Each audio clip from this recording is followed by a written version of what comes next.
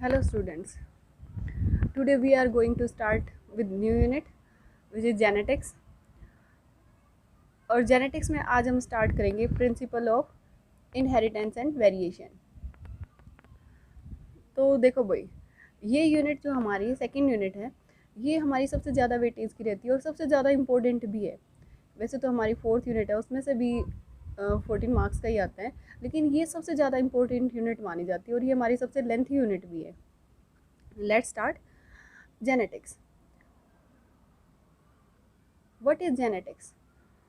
It is the branch of biology. Biology की branch है जो डील्स करती है विद हेरिडिटी एंड वेरिएशन। तो जेनेटिक्स में हमें पढ़ना क्या है? जेनेटिक्स बायोलॉजी की ही एक ब्रांच है अलग से। जैसे आगे हम एमएससी करोगे जिस भी तो भाई जेनेटिक्स एक अलग से डिपार्टमेंट होता है ना। जेनेटिक्स में कर लेते हैं एमएससी। तो ये बायोलॉजी की एक ब्रांच है जिसमें क्या स्टडी किया जाता है?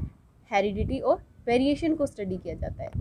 और जेनेटिक्स जो टर्म है वो क्वाइन किसके द्वारा की गई थी?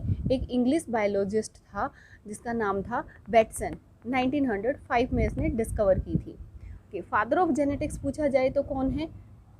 George John Mendel. सबको ही पता है, इसलिए ये क्वेश्चन तो पूछा जाता नहीं है। तो फादर हम इस क्लास के लास्ट में डिस्कस करेंगे।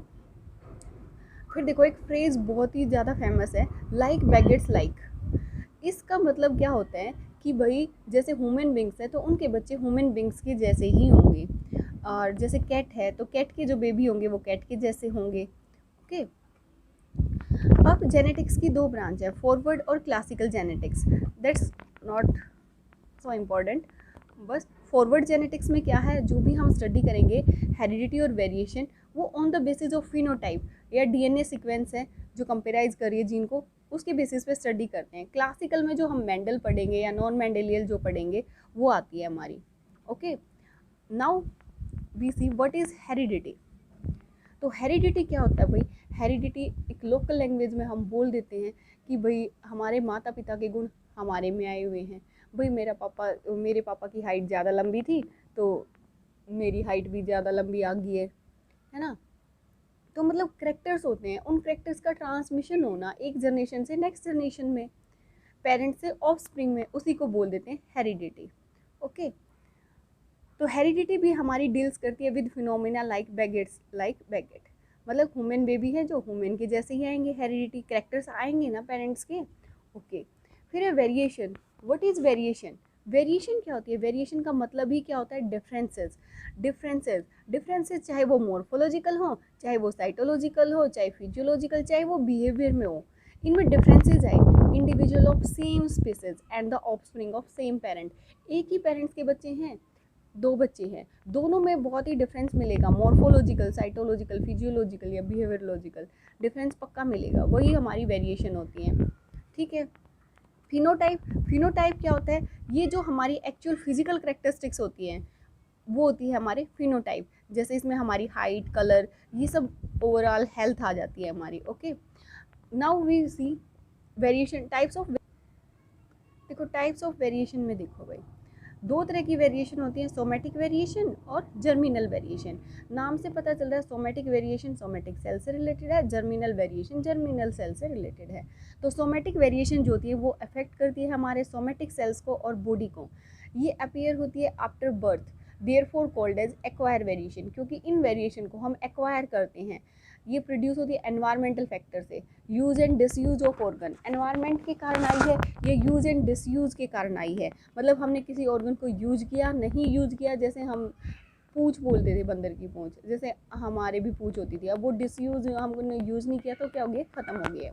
जर्मिनल वेरिएशंस की बात करें तो ये प्रोड्यूस होती हैं जर्म सेल्स में। ये फर्दर टू टाइप्स की है, कंटिन्यूस वेरिएशन और डिसकंटिन्यूस वेरिएशन। कंटिन्यूस वेरिएशन को फ्लैक्चुएटिंग वेरिएशन भी बोल देते हैं, क्योंकि ये फ्लैक्चुएट करती रहती है, कभी पॉजिटिव कभी नेगेटिव, थोड़ी सी इधर थोड़ी सी उधर, मीन वैल्यू से इधर उधर होती रहती है, लेकिन ये हमेशा अननोटिस रहती है क्योंकि थोड़ा बहुत डिफरेंस होता है। इसमें हमारा आ जाएगा भाई जैसे height, colour, egg production, milk, fat content, और इसकी भी टाइप दे रखी है। मेरिस्टेमेटिक नाम से ही पता चल जाएगा आपको, मेरिस्टेमेटिक का मतलब क्या होता है? डिवीजन थी ना, है ना। तो number of tentacles in hydra, उनमें डिफरेंस मिलेगा, लेकिन इतना ज़्यादा डिफरेंस नहीं हो सकता, ये हमेशा मतलब अननोटिस रहती है। नेक्स्ट वेरिएशन की टाइप से जो डिसकंटिन्यूस वेरिएशन, ये एकदम से आती हैं भाई, सडन आएंगी। Inheritable change which appear at large scale, so these are well notice. आराम से हम इसको नोट कर सकते हैं। इसमें भी सब्सटेंटिव वेरिएशन आएंगी और मेरिस्टिक वेरिएशन आएंगी।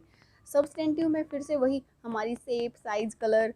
जैसे भाई कोई कैट है, मोस्टली हम जो कैट देखते हैं उन सबके हेयर हैं, लेकिन एक ऐसी कैट है जिसके बाल नहीं हो, हेयर नहीं हो, तो अलग से नोटिस हो जाएगी वो, है ना। शॉर्ट लेग्ड एनकनसेप, भाई उसके पैर छोटे हैं तो अलग से नोटिस हो जाएगी। ऐसे ही मेरिस्टिक वेरिएशन है। मेरिस्टिक वेरिएशन में क्या है, नंबर ऑफ बॉडी पार्ट्स को इन्फ्लुएंस करता है मेरिस्टेमेटिक। जैसे उसमें भी यही था, लेकिन उसमें इतना ज़्यादा नोटिस नहीं हो पाता था, इसमें नोटिस हो पाता है। जैसे एडिशनल फिंगर आ जाए भाई, पोलीडेक्टाइली बोलते हैं इन्हें वुमेन्स। जैसे ऋतिक रोशन का हम एग्जाम्पल यहाँ पे ले सकते हैं, ओके, उसके एक एक्स्ट्रा फिंगर है ना। नाउ वी डिस्कस 2 और 3 short definitions. What is factor. देखो फैक्टर क्या होता है।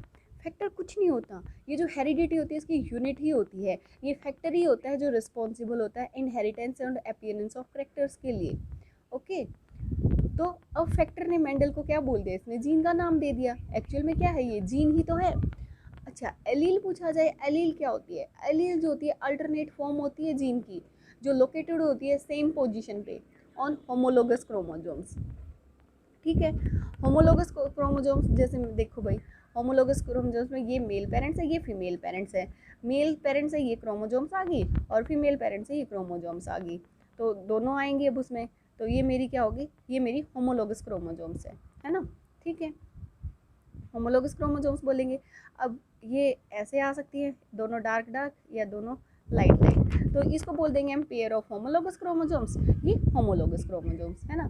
तो इसके साथ साथ आपको होमोजाइगस, हेट्रोजाइगस भी समझ आ गया होगा, और एलील समझ आ गया। अल्टरनेट फॉर्म, जैसे ये है, इसकी अल्टरनेट जो भी होगी ये, ठीक है। जीन तो एक है, लेकिन एलील कितनी है, 2 हैं, ओके।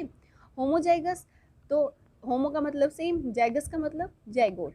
तो एक zygote formed by 2 identical allele of a particular gene, उसको होमोजाइगस बोल देंगे। जाइगस से जाइगोट याद रहेगा, और होमो से आइडेंटिकल, 2 आइडेंटिकल एलील हैं ऑफ ए पर्टिकुलर जीन, उससे जाइगोट फॉर्म होता है। हिट्रो में अब वो डिफरेंट एलील्स होंगी, zygote form by 2 different alleles of a particular gene, तो उसको बोल देते हैं हेट्रोजाइगस। तो होप सो आप सबको अच्छे से समझ आया होगा। आज की क्लास में हमने डिस्कस किया what is genetics, what is heredity, variation, types of variation, factor, allele, homozygous, heterozygous और फिनोटाइप। तो ये सब आपको अच्छे से समझ आ गया होगा। एक बार इनको अपनी तरफ से रिवाइज करो, अच्छे से क्लियर हो जाएंगी। आज के लिए इतना ही, मिलते हैं नेक्स्ट क्लास में, तब तक के लिए टेक केयर, बाय बाय।